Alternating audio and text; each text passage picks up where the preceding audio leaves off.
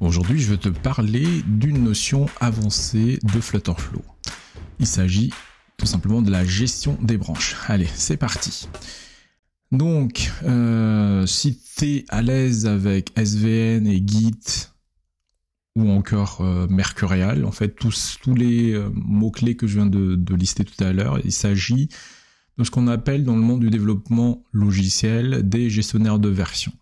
Donc aujourd'hui, Flutterflow intègre dans l'éditeur lui-même un outil d'édition de version qui, je pense, c'est du Git derrière, mais par rapport à l'utilisation que tu vas avoir quand tu vas utiliser Flutterflow, tu n'auras pas accès à toutes les fonctionnalités Git, mais uniquement à certaines fonctionnalités. Donc c'est ce qu'on va voir dans cette vidéo.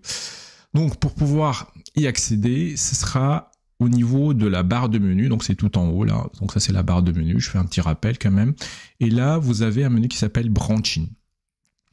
Donc sur le menu Branching, tu auras accès à deux éléments, donc tu as l'historique, donc l'historique déjà, dans le monde Git, ça s'appelle des commits, et ça va lister toutes les modifications que tu auras faites. Par contre, tu ne pourras pas récupérer la version à un instant T. C'est-à-dire, par exemple, là, j'ai fait des modifications le 13 mai à 8h23. Je ne peux pas dire « je veux revenir à cette version-là ».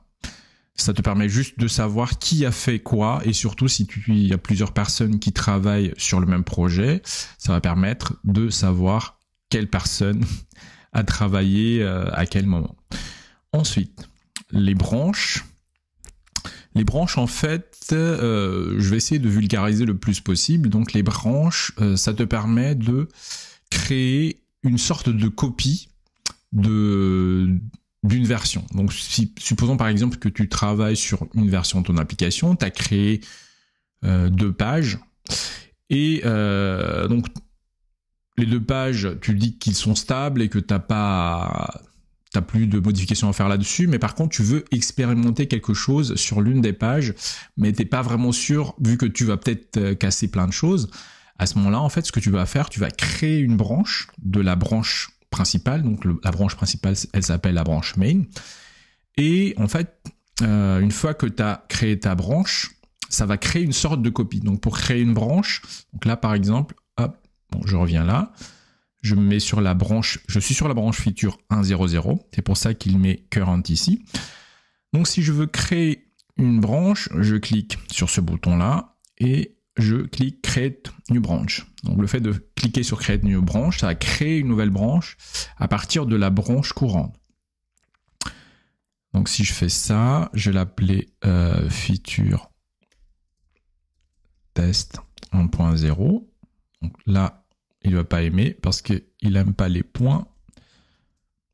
Je vais supprimer le point. Et là, créer de branche. Donc là, maintenant, ma branche, elle va être créée. Et mon workspace, il va switcher sur la branche qui va être nouvellement créée. Hop, dashboard. Non, c'est pas ce que je voulais faire. Donc là, je suis sur quelle branche? Il ne m'a pas mis sur feature test 0 parce que j'ai rafraîchi. Mais là, si je reclique dessus, donc là, je vais être switché sur la branche test 0. Donc là, vous voyez, hop, branche test 0. Ensuite, si il y a d'autres notions à savoir, donc il y a la notion de merge notamment. Merge, ça veut dire que si j'ai fait des modifications sur ma branche courante et que je veux le reporter sur la branche source, en fait, je clique sur Merge.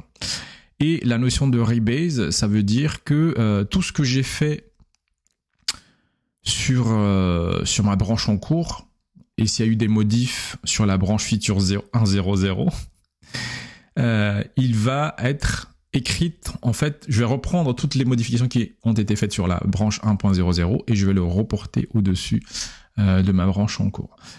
La fonctionnalité Close Feature, ça va me permettre de tout simplement de clôturer ma branche en cours. Par contre, c'est quelque chose qui n'est pas réversible, c'est-à-dire que si tu le fais, tu ne pourras pas revenir en arrière, tu vas perdre toutes tes modifications qui sont là. Donc ça, tu le fais uniquement lorsque tu as fait ta modif et que tu l'as mergé sur la branche source. Voilà tout ce qu'il y avait à savoir sur la notion de branche. Si tu as des questions, comme toujours, n'hésite pas à les poser en commentaire et bien sûr à t'abonner et à liker si la vidéo t'a plu.